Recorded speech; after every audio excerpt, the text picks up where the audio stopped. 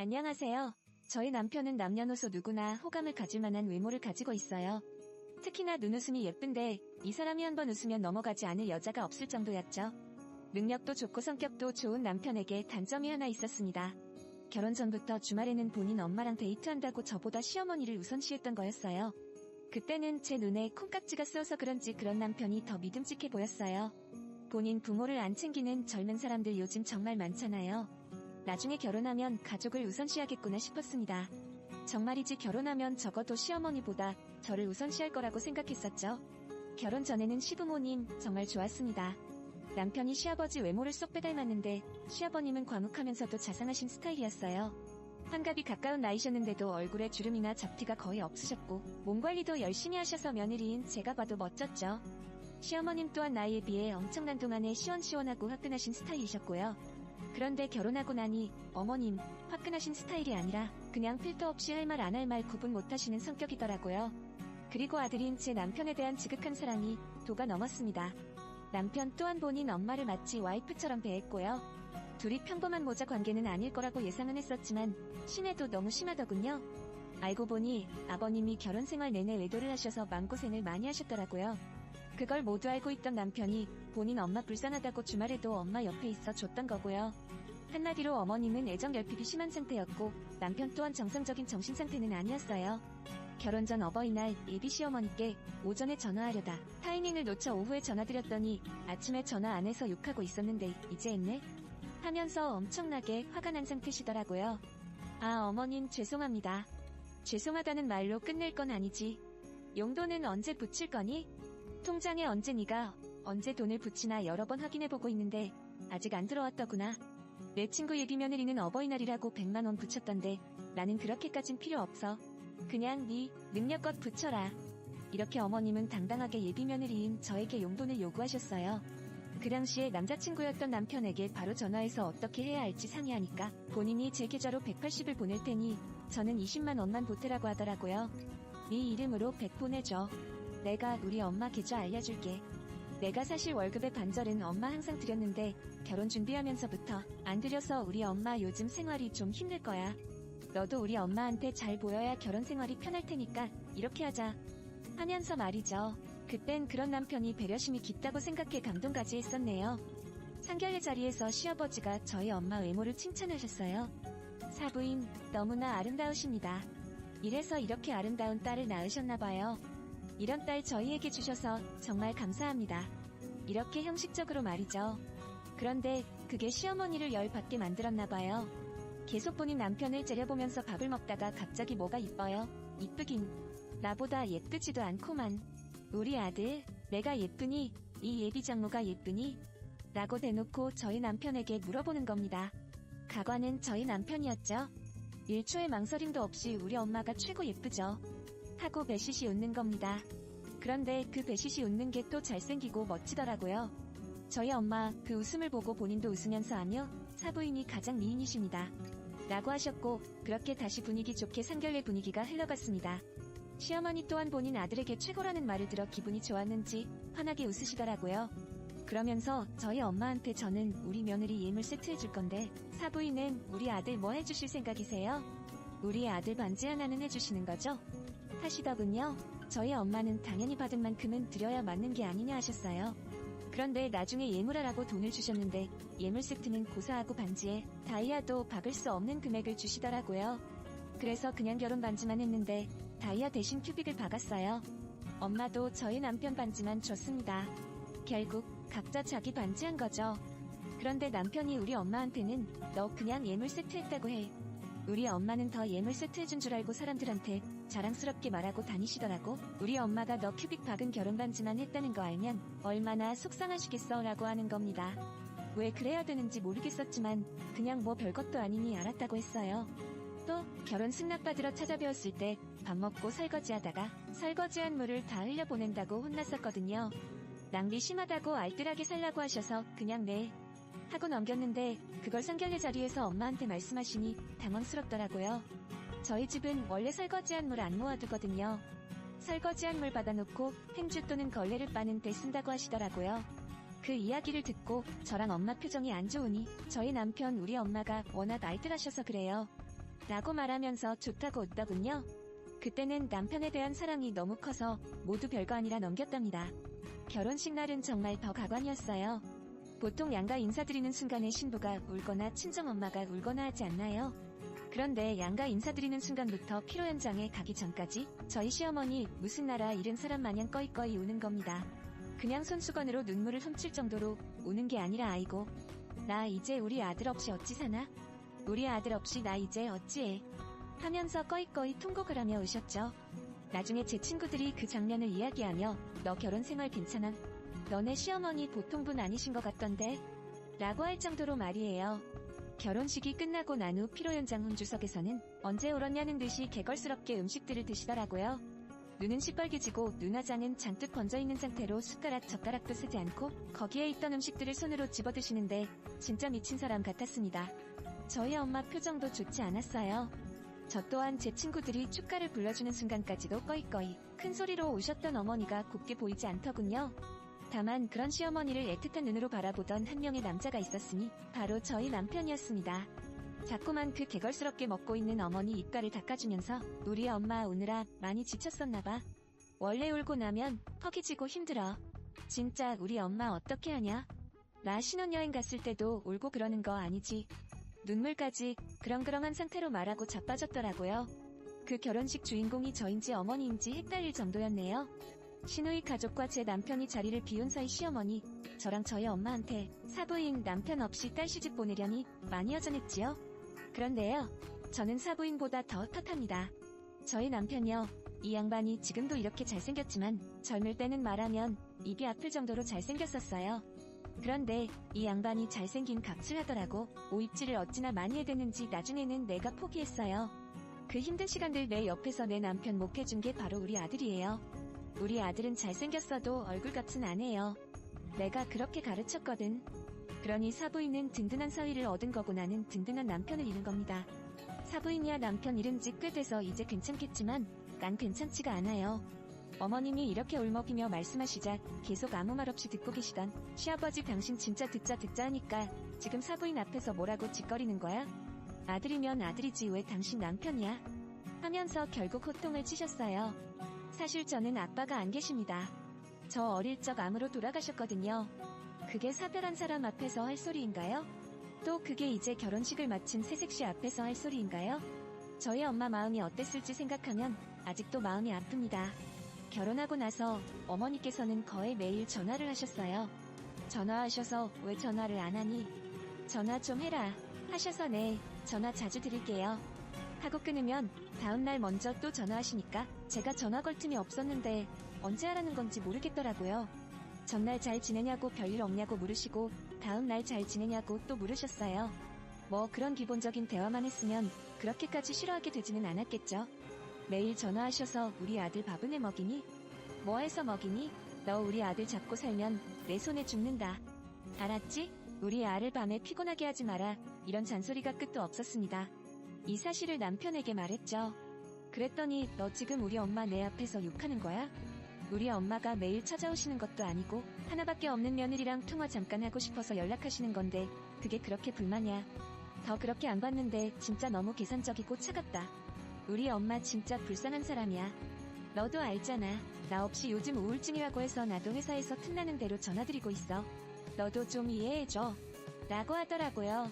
우리 엄마는 당신한테 전화 그렇게 자주 안 하잖아. 당신도 우리 엄마랑 통화 자주 안 하고. 장모님이 불편하셔서 그런가 보지. 나도 장모님이랑 통화해봤자 할 말도 별로 없고. 나도 마찬가지야. 나도 어머님 불편하고 어머님이랑 할 말도 별로 없어. 그래도 넌 며느리잖아. 나는 사위고 원래 사위는 불편한 거고 며느리는 딸처럼 편한 거야. 난 불편해. 저희는 이렇게 어머님 때문에 신혼 초부터 다투는 일이 잦았습니다. 진짜 어머님만 아니면 딱히 다툴 일도 없었는데 말이죠. 어머니 생신 때 새벽 같이 일어나서 전화했더니 너 웬일로 내가 걸기 전에 알아서 전화했니? 우리 아들이 시켰지? 안 봐도 뻔하지 뭐. 용돈 아직 안 들어왔더라. 어여 보내라. 그런데 말이다. 너 혹시 우리 아들이 벌어온 돈 너희 엄마 갖다 주는 거 아니지? 라고 말도 안 되는 의심을 하셨는데 진짜 억울하더라고요. 누가 시려서 전화한 게 아니고 생신날 며칠 전부터 당일 아침 일찍 전화를 걸어야 한다는 압박감 때문에 혼자 스트레스 받다가 전화한 거였거든요. 그리고 오히려 저희 엄마는 뭐라도 사 먹으라며 조금씩 돈을 주셨거든요. 진짜 결혼 후에 그렇게 전화로 스트레스를 받게 될 줄 몰랐어요. 그래도 결혼으로 맺어진 가족이고 어른이니 참고 참았습니다. 그렇게 전 스트레스를 받으면서도 안부 전화를 드리기 시작했어요. 사실 제가 혼전 임신으로 결혼했거든요. 추석 때가 만삭이었는데 가까운 거리도 아니고 3시간 이상 걸리는 시댁이라 안 가게 되었어요. 그래도 첫 명절인데 죄송해서 연휴 전날 못 가서 죄송하다고 다음에 찾아뵙겠다 전화했고 알았다 하셔서 훈훈하게 마무리되는 듯 싶었죠. 그런데 다음날 전화 와서 받으니 받자마자 너 참 못됐다 고 하시더라고요. 연휴 전날 전화드렸으니 추석 당일에 전화 걸 생각이었는데 연휴 시작 날 전화 한 통 없다고 진짜 못됐다고 매일 전화해야 한다고 전화를 받으며 남편을 노려보자 남편이 제 전화를 뺏듯이 받더니 엄마 진짜 미안해. 우리 와이프가 만삭이라고 가기 싫다잖아. 그래서 나도 억지로 가자고 하기가 좀 그랬어. 전화는 내가 와이프한테 더 열심히 하라고 뭐라고 좀 할게. 화 풀어 엄마. 내가 엄마 엄청 사랑하는 거 알지? 나라도 혼자 내일 내려갈게. 기다려. 라고 하더라고요. 정말 어이가 없었어요. 항상 제 앞에서는 제 말이 맞다고 제 편만 들던 남자였는데 제 엄마 앞에서는 완전히 돌변하더라고요. 남편과 저 서로 한참을 소리소리 지르며 타고 남편은 다음날이 아니라 바로 그날 시댁으로 내려가 버렸습니다. 덕분에 연휴 내내 만삭의 몸으로 홀로 명절을 보냈네요. 다음날 시어머니한테 전화와서 받으니까 너 진짜 못돼 처먹었다. 네가 우리 아들이랑 나 이간질 시켰다며? 도대체 무슨 거짓말로 이간질한 거야? 그 비법 한번 나도 알려줘라. 그리고 우리 아들 이제부터 주말에는 결혼 전처럼 우리 집에서 지내기로 했다. 그런 줄 알아라. 시집 올 때 아무것도 안 내어놓고 어디서 우리 집을 흔들려고 들어? 어머님이 돈 없다고 서로 예단 예물하지 말자 해서 생략한 거였잖아요. 너같이 못난 애비 없이 자란 엑스가 우리 아들 같은 남자랑 결혼하려면 하지 말라고 해도 빚이라도 내서 해와야 하는 거. 그게 상식 아니겠어? 어머니가 그렇게 말씀하시는데 갑자기 배가 엄청나게 아파왔습니다. 제가 너무 아파서 신음소리를 내면서 어머니 말에 아무런 대꾸도 못하니 진짜 이상한 소리를 내면서 지를 떨고 있네 하면서 전화를 끊으시더라고요. 남편에게 바로 카톡으로 나 지금 배가 너무 아프다고 죽을 것 같다고 메시지를 보냈더니 놀란 남편이 우선 구급차를 집으로 보냈더라고요. 본인도 바로 가겠다고 하면서 말이죠. 그렇게 저는 예정일보다 이른 출산을 하게 되었어요. 자연분만을 하고 싶었는데 기다리다간 산모와 아이 모두 위험해질 수도 있다 해서 제왕절개를 선택할 수밖에 없었네요. 남편은 출산 후에 지쳐있는 저를 보며 여보, 미안해. 라고 말하더니만 금세 본인 엄마한테 전화를 걸더라고요. 저한테 전화 좀 받아보라고 해서 싫다 했더니 그래도 손주 나왔는데 어찌 연락 안 드릴 수 있냐 해서 억지로 받았네요. 안녕하세요. 저희 남편은 남녀노소. 여보세요. 그래, 손주 태어났다며? 네. 뭐 네가 낳은 것도 아니고 꺼낸 거라면서? 싸가지 없는 X. 네가 맘씨를 그따구로 쓰니까 애가 날수 못 채우고 나온 거잖니. 애 키울 땐 마음 곱게 써라. 알겠지? 그리고 괜히 몸조리 한다고 우리 아들 고생시키지 말고 뒷바라지 잘해라. 알았지? 그리고 산후조리는 그냥 집에서 해. 산후조리원 비싸기만 하고 우리 아들 등골만 빼먹으니까 손주 보고 싶기도 한데 3시간 거리라 멀어서 가기가 좀 그렇네. 조만간 애 데리고 네가 함 내려와라. 정말 어머님은 오지 않으셨고 조리원비는 물론이고 어떠한 지원도 없었어요. 엄마가 와서 산후조리 못해준다고 산후도우미 비용만 쥐어주고 가셨습니다. 저희 엄마, 돌아가신 아빠 병간호 후 외할머니 외할아버지 모시면서 몸이 많이 안 좋아지셨거든요. 시댁에서 조리원비를 지원해줘야 한다는 법은 없지만 제 지인들은 물론 엄마 친구 자식들 대부분 조금이라도 시댁 지원을 받았거든요. 엄마가 속상해하실 것 같아 마음이 좋지 않았어요. 그래서 엄마에게는 어머님이 애 낳느라 고생했다고 100만 원 이체해주셨다고 거짓말을 했네요. 그 말을 듣고 엄마가 한숨을 한번 쉬시고는 빙긋 웃으시면서 정말?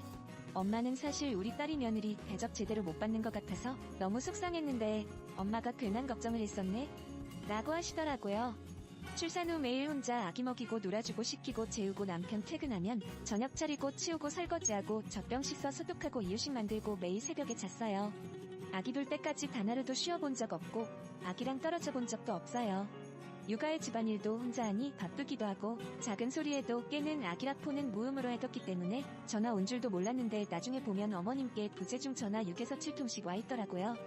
착한 며느리 병에 걸린 저는 그래도 어른이고 남편 부모님이랍시고 늘 다시 걸어서 통화를 했고 손주 보여드리고 싶은 마음에 몇 번 영상통화도 걸었습니다. 어머님은 아이고야. 처음엔 니네 집안 사람들 닮아서 인물이 별로더니 이제야 우리 아들 닮아서 예쁘네 하시더라고요. 사실 아기가 태어났을 때 시어머니 판박이라 너무 속상했었고 주변에서도 결혼식 때 본 시어머니랑 닮았다고 했었어요. 임신 때 시어머니한테 너무 시달려서 그런가 싶었는데 크면서 얼굴이 변하더니 지금은 별로 안 닮아서 너무 예뻐요. 손주 태어나고 영상통화나 사진으로만 보시고 한 번도 못 보셨다고 아기랑 한번 내려오라고 하셔서 내려갔다 왔었어요. 반찬도 싸주시고 생각지도 못했는데 적은 돈이지만 손주 용돈도 주셨고 갈 때는 서운함의 눈물도 보이셔서 다음에는 자고 가야겠다고 생각을 했었는데 제가 미쳤었나 봅니다. 금방 잊고 금방 풀리는 성격이라 그날 이후로 마음을 풀었던 게 문제가 되었을까요? 어느 날 또 부재중 7통이 와 있습니다. 전화를 드렸더니 너 진짜 전화 안 한다 하셔서 전화 걸 시간도 없고 벨소리를 꺼놔서 전화가 와도 안 울려요. 하니 너 드디어 기까지 먹은 거니? 라고 하셨는데 아기 보고 있는 중이라 바쁘기도 하고 입 아프기도 해서 그냥 넘어갔어요. 그러다가 갑자기 저보고 네 우리 아들이랑 나랑 이간질해서 내가 얼마나 외롭고 고통스러운 줄 알아? 라면서 소리소리를 지르시는 겁니다. 남편은 우리 아이가 태어난 후 다른 사람이 된 듯 했어요. 원래 집에서 잠자기 전에도 어머님께 무난 인사를 드리던 사람이었는데 우리 아기 혹시라도 낄지도 모른다면서 전화기를 저처럼 아예 저녁에는 무음으로 해놓더라고요.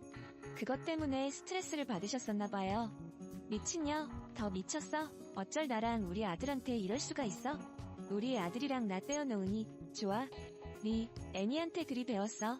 나랑 우리 아들은 혈연으로 맺어진 사이지만 너랑 우리 아들은 이혼하면 그냥이야. 라고 하시더군요. 더 이상 대꾸할 가치가 없다고 판단되어 이만 끊겠다고 하고 끊어버렸고 근무 중이었던 남편한테 연락했어요. 자기야, 어머니 왜 난데없이 그러셔? 저번에 내려갔을 때는 안 그러셨는데 어머님이 갑자기 왜 그러시는지 알아? 하니까 나도 몰라. 나한테도 엄마가 일주일 동안 낮에 계속 전화하셔서 그런 말을 하는데 나도 진짜 갑자기 왜 그러시는지 모르겠어. 애 태어난 지 이제 돌이 돼가는데 1년 내내 아무 말씀 없으시다가 갑자기 우울증이 돋으셨는지 조금 있다가 집에서 이야기하자 라고 하더니 끊더라고요.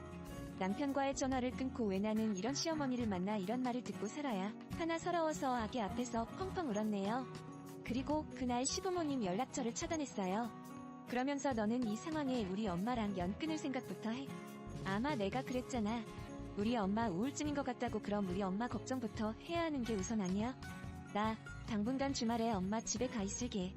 아마 엄마랑 좀 길게 통화해보니까 우리 아빠 또 딴 살림 차리셨는지 집에도 잘 안 들어오신대. 나라도 옆에 있어 드려야겠어 라고 하더라고요. 주말에 그럼 나 혼자 우리 아이 보라는 거야? 주중 독박 육아도 힘들단 말이야. 우리 아이가 소중한 만큼 부모도 소중한 거잖아. 네가 조금만 고생해주면 안 돼. 우리 아이잖아. 그리고 이제 당신 엄마 아들이기 이전에 우리 집 가장이잖아. 그렇다고 엄마를 버리란 말이야? 왜 그렇게 극단적으로 이야기를 해? 버리라는 게 아니라 그렇게 결혼 전처럼 주말마다 엄마랑 시간 보내는 게 그건 아니라는 거지. 남편은 단호한 표정으로 내일 토요일이니까 그냥 나 지금 엄마한테 갈게 라고 말하고는 혼자 캐리어에 이것저것 짐을 챙긴 뒤 현관문을 열고 나가버렸습니다. 그리고는 남편이 일요일 저녁에 돌아왔는데 세상에 지 엄마를 데리고 온 게 아니겠어요? 어머니, 여긴 웬일이세요? 라고 물으니 내가 내 아들 집에 왔는데 웬일이라니? 오늘부터 이 집에서 내가 살림도 도와주고 살기로 했다. 남편에게 이게 무슨 일이냐 물으니 우리 엄마 걱정돼서 내가 어떻게 일을 하고 잠을 자. 엄마 괜찮아질 때까지 맘 같으면 엄마 집에서 출퇴 퇴근하고 싶었는데 아무래도 거리가 어니까 불가능할 것 같아서 당분간 엄마를 우리 집에서 모시기로 했어. 당신한테 모시라고 하는 거 아니니까 아니 꼽게 생각하지 마. 정 엄마랑 같이 지내는 거 싫으면 당신이 집을 나가든가 해. 그 말을 듣자마자 진짜 소리라도 실컷 지르고 남편과 시어머니를 쫓아내고 싶었지만 아이가 혹시라도 놀랄까봐 그럴 수가 없더라고요. 저는 바로 그 이야기를 듣자마자 아이 짐을 대충 싸서 엄마에게 갔어요. 엄마가 도대체 무슨 일이냐고 묻길래 남편이 출장이 길어져서 어차피 집에 혼자 있어야 하는데 혼자 육아하는 게 좀 외롭고 힘들 것 같아서 온 거라고 거짓말을 했어요. 차마 사실대로 말할 순 없었네요. 엄마가 슬퍼할까봐요. 다만 집에 있을 때 수시로 집 CCTV를 확인해봤어요. 제가 아주 잠깐 아이 기저귀가 떨어지거나 아이 분유를 사러 아이를 두고 집 아파트에 가야 할 일이 있을 때 아이가 잘 있나 확인하려고 사놓은 카메라가 있거든요. 남편에겐 설치했다고 말한 적이 없어요. 혹여나 아이 육아를 등한시하고 놀러 나가려고 설치했다라고 생각할 수도 있고 그런 이야기를 지 엄마한테 말할까 봐서 말이죠. 어찌됐든 가끔 집에서 카메라를 확인했어요. 요즘 카메라는 어떤 이야기가 오가는지도 생생하게 들을 수 있거든요. 도대체 저희 남편과 어머님이 저에 대해 어떻게 말할지 궁금했거든요. 무엇보다 남편의 생각이 궁금했어요. 이 사람은 정말 나와 우리 아이에 대한 책임감이 조금이라도 있는지 알고 싶었습니다. 조금 미친 사람처럼 남편이 퇴근할 시간쯤이 되면 카메라 화면을 켜고 소리를 최대치로 키워서 이어폰으로 대화를 들었어요. 그냥 평범한 아들과 엄마의 모습이었습니다. 남편이 오기 전 어머니는 밥을 해놓고 남편을 기다렸고, 남편은 언제나 칼토를 하고 어머니와 함께 저녁 식사를 했어요. 딱히 어떤 깊은 대화가 오고 가거나 저에 대한 대화를 하는 것 같지도 않았습니다. 그런데 주말이 되자 그 둘은 제가 상상도 못한 일들을 저지르기 시작했네요. 평소에는 어머니는 안방에서, 남편은 아이 방에서 잠을 잤는데 주말 아침 일찍 제가 거실 CCTV를 확인하니 아무도 없고, 아이 방 CCTV를 확인해도 아무도 없어서 둘이서 아침 일찍 외출했나? 아님 남편이 씻고 있나? 싶었어요. 그리고 아무 생각 없이 안방 CCTV 화면을 켰는데 거기에 두 사람이 뒤엉켜 있는 게 아니겠어요? 어두워서 잘 보이지 않지만 두 사람이 맞았습니다. 갑자기 가슴이 쿵쾅쿵쾅 뛰고 주체가 안 됐어요. 내 눈으로 확인해야겠다 싶어서 우리 아이를 엄마에게 맡기고 바로 저희 집으로 갔습니다. 아이가 깰까봐 무음으로 현관문 비밀번호를 설정해놔서 조용히 문을 열 수 있었고, 현관 앞에 신발들을 보니 어머님과 남편 모두 집에 있는 게 확실했어요. 저는 큰 마음을 먹고 안방문을 활짝 열었습니다. 그런데 안방에 아무도 없는 겁니다. 대신 안방 안에 있는 욕실에서 남녀의 목소리가 들려왔습니다. 아그고 정말 좋다. 그래 우리 아들 엄마가 이렇게 하니까 어때? 역시 엄마가 최고. 에요. 아우 최고. 그래 아구. 정상적인 대화로 보기에는 앓는 소리가 섞여있어 이상했고, 둘이 그 짓거리를 하는 것이 확실해 보였는데 아무래도 도저히 그 욕실 문을 열 자신은 없더라고요. 그러다가 아무 소리가 나지 않고 조용해지고 물소리만 나기 시작할 때 비로소 용기기를 내어 욕실 문을 확 열어재었고, 남편은 서서, 어머님은 앉아서 동그란 눈으로 저를 쳐다보는 것을 볼 수 있었습니다. 어머님 손은 남편의 무릎 쪽에 가 있었고, 남편 몸이 온통 거품 투성인 걸로 보아 어머님이 열심히 거품을 내주며 씻기는 중인 것 같았어요. 이게 뭐 하는 거야? 당신들 도대체 뭐 하는 거야? 뭐 하긴, 엄마가 나 씻겨주고 있잖아. 맞다. 내가 우리 아들 거품 목욕시켜주는데 그게 문제가 되니? 너도 네 아들 씻겨주잖아. 맞아. 너도 우리 민석이 씻기잖아. 똑같은 거야. 이런 상황에서도 오히려 저를 이상한 사람으로 보는 이 두 사람이 정말 소름이 끼쳤습니다. 저는 결국 제 눈에 보이는 물건들을 그 두 사람들에게 던지면서 당신들 가만 안 둘 거라고 소리를 질렀어요. 제가 던진 베개에 맞아 어머니는 욕조에서 완전 누우시면서 아이고, 허리야. 를 연달아 외치셨고, 남편이 저를 저지하려 하자 발로 남편의 거시기를 힘껏 후려차고 싸대기기를 연신 갈겼습니다. 그리고 널브려져 있는 살색의 두 사람의 모습을 스마트폰에 담았어요. 그리고 바로 인터넷에서 검색해서 유명한 이혼 전문 변호사에게 연락해서 찾아갔네요. 변호사 말로는 위자료를 받아도 겨우 2에서 3천 정도 받을 수 있을 거라고, 오히려 싸움이 피곤할 테니 합의 쪽으로 생각하라고 하더라고요. 제가 여러 증거를 가지고 있으니 오히려 합의 이혼하면 더 많은 위자료를 받을 수 있을 것 같다 하면서 말이죠. 그래서 결국 저는 남편을 따로 불러내 제가 가지고 있는 증거들을 죄다 보여줬습니다. 남편은 처음엔 순순히 거액의 합의금을 주고 양육권을 포기하고 양육비를 줄 것처럼 굴더니만 갑자기 제 핸드폰을 뺏은 후 가지고 왔던 작은 망치로 아작을 내버렸습니다. 다행히 저는 남편과 만나기 전에 모든 증거를 제 컴퓨터 하드디스크에 복사해 옮긴 상태였어요. 허나 남편은 그걸 알 턱이 있나요? 아주 기세등등해서 내가 너한테 한 푼이라도 뺏길 것 같아 라고 말하고선 나가버리더군요. 그때 제 이성의 고리가 완전히 빠져버렸고, 남편 회사 홈페이지에 남편과 시어머니의 그 짓거리하는 장면부터 해서 목욕탕에서의 사진까지 죄다 올려버렸어요. 변호사가 절대 이런 짓을 하지 말라고 했었지만 이거 말고는 더한 복수는 떠오르지 않았습니다. 시누이와 시누이 남편에게도 카톡으로 보냈고, 당연히 아버님에게도 보냈습니다. 아버님 형제분들에게도 말이죠. 현재 저는 이 두 모자에게 고소를 당한 상태지만 속은 시원하네요. 남편은 결국 회사에서 잘렸고요. 어머님은 평생 바람피는 남편 때문에 고생하며 참고 산 보람도 없이 결국 이혼까지 당했다고 합니다. 이제 둘이서 아주 원 없이 서로 사랑하고 살 수 있어서 좋을 것도 같고 뭐. 이제 저랑 상관없는 둘이니 알아서 살겠죠. 여보세요. 그래.